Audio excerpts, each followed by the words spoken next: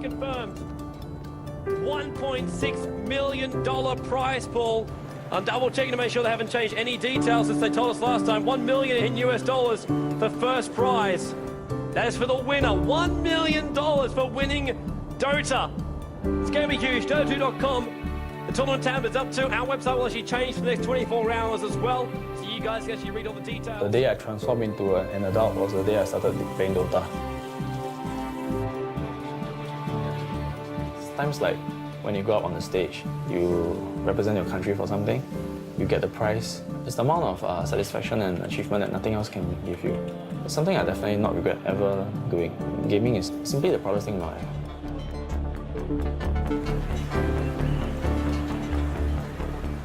It can be called a gamer, but for me, it's something different. One way to forget about pain is to do something that you will be in completely. So, computer games, for me, it was everything.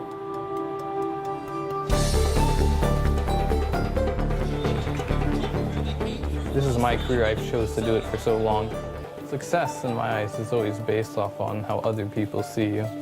In the eyes of the public, and it's up to them.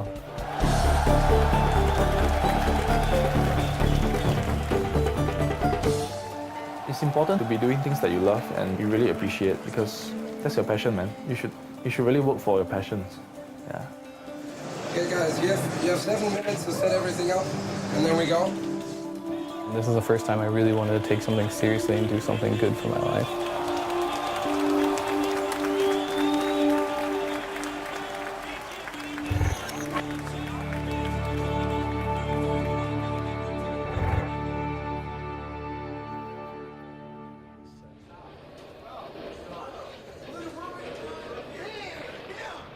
Ten years ago, competitive gaming wasn't even really a thing. You would play for fun against your friends. Maybe you'd play for a cup of coffee or whatever you wanted. When I started playing, we've been fighting for 24 bottles of beer as the first place. I'm not joking. From there, though, online happened. And all of a sudden, you weren't just trying to be the best on your block. Now you're trying to be the best in the world. And that opened up competitive gaming to a whole new landscape. And one of the games really lead. A few little bit surprises that we had yesterday, quite a few upsets. OK Nirvana International managing to beat 2 Chinese teams in a row, beating out Taidu and OK Nirvana CN. They're currently on the roll now, and Chinese teams are not unbeatable. But on the other hand, eHome are just proving that they have been the strongest out of the 4 Chinese teams, having a clean 3-0 record. They are the favorites to win the whole tournament. So they come in with a confidence that they've won 7 championships already. It's always a little bit national pride at stake. So of course they want to prove that Chinese Dota is a little bit above the rest. eHome is one of the oldest Chinese Dota organizations. They've always been at the top of competitive gaming, most memorable during ESWC 2010. Before ESWC 2010, I thought like, yeah, okay, the Chinese, they're probably pretty good, but like how good can they be?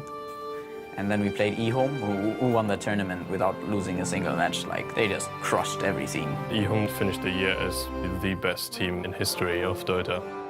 They were just on a totally different level. Like, they had their manager sitting behind them. He was making their calls. He was running around with this little black book. And they were the first team I heard of who did that. The eHome manager copying down the draft, doing the prep work. He was their coach. There was a great interview that was done, and it lined up all the top European captains who attended, and the topic was eHome. If you want to level 3 good, you don't need to invite Chinese teams because way, it's just drunk. So eHome won. What do you think of the Chinese guys? I never felt this outplayed in my entire life. It's unbelievable how good they are. Like their timing, their discipline. They're really in control of the game, the whole game, and they keep this control all the time. This is really crazy to see, actually. 是因为我们在任何国际赛场的时候，所有的国外战队的经理和队员看到我们的时候，全体都会大声的喊eHome。你知道那是一个多么壮观的场面吗？这是一个故事，是一个风俗，就是当大家看到eHome的时候，他们就自然而然地认为王者要入场了。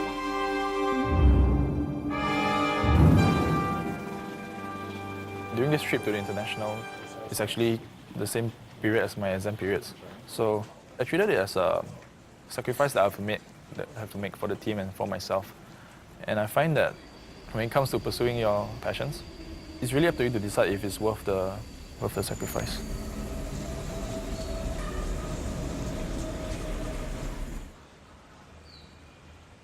When they're having exam, they not allow him to leave the school.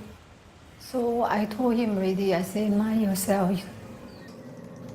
Setting out a career in gaming is risky. It's very risky. Because the examinations actually clash with the competition, and missing the exams without a proper explanation, the school didn't recognize the Dota competition as a valid reason. It's kind of breaking school rules. And the school is very determined to stop him from pursuing his chance of going for this contest. So I think this has created a big stress for the family. Give this mother very headache, you know. Aiyo. It's quite difficult for us to pull him out right now, I think. You know, he's so adamant about it. So that's why when he told me he's going to August, I said, then how about your school exam? What are you going to do?